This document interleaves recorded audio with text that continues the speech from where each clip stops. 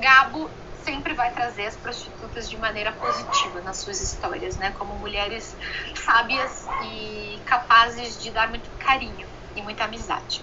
Mas ao mesmo tempo a gente tem que aprender a estar bem com as nossas próprias companhias, né? E essa é uma coisa da condição humana. A gente tem medo da solidão, mas a gente está condenado a ela.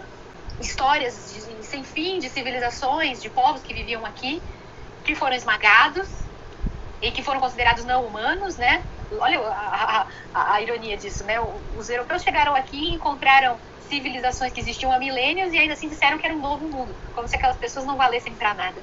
E a história da América Latina é uma história de colonização, de exploração, de assassinato, genocídio das populações nativas. E mesmo depois que nos tornamos países independentes, nós somos meio apartados no mundo, na medida em que somos alguns dos países mais pobres, sobretudo somos alguns dos países mais violentos desse planeta.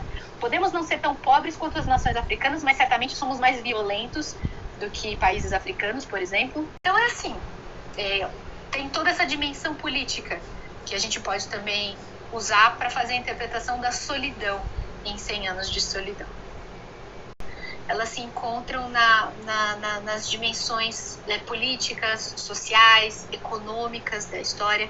Ele, claro, fala de assuntos humanos, muito universais, é por isso que esse livro é apreciado no mundo inteiro.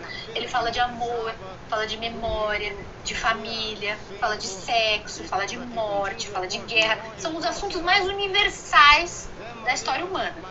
Porém, ele trata todos esses temas dentro de um contexto político e histórico que é muito importante para a gente entender o que ele quis dizer.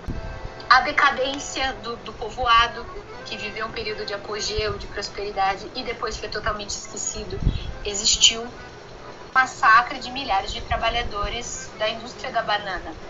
Massacre esse que foi feito pelos americanos, né, da indústria United Fruit Company, que existiu, em parceria com o exército colombiano. Então foi um crime que também foi responsabilidade do governo. E por muito tempo esse massacre foi negado.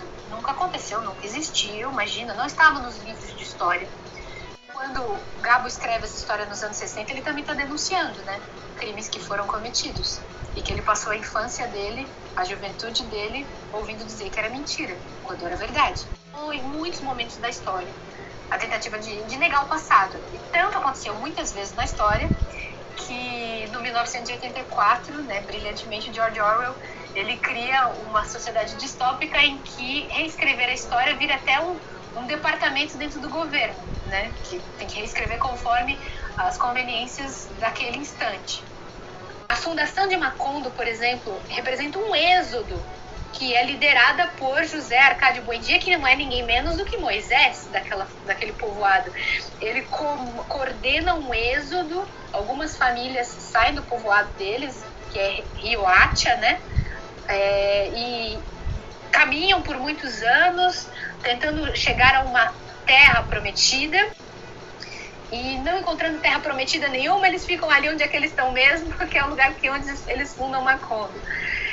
São ecos com a narrativa bíblica. Tem o dilúvio também. O dilúvio é muito simbólico. E é depois disso que Macondo se degenera, a ponto de que aquele povoado alegre, cheio de vida, cheio de comerciantes, de forasteiros, com uma linha de trem importante, se transforma num povoado fantasma. Quem passa a comandar é a Fernanda. E a Fernanda fecha as portas, fecha as janelas. E a casa dos Buendia entra no esquecimento. Que abram as portas e janelas. Que preparem carne e peixe. Que comprem as maiores tartarugas. Que venham forasteiros estender suas esteiras pelos cantos e urinar nas roseiras. Que se sentem à mesa para comer quantas vezes quiserem. E que arrotem. E que digam disparates. E enlameiem tudo com suas botas e façam com a gente o que lhes der na telha, porque esta é a única maneira de espantar a ruína. Essa frase é de uma sabedoria.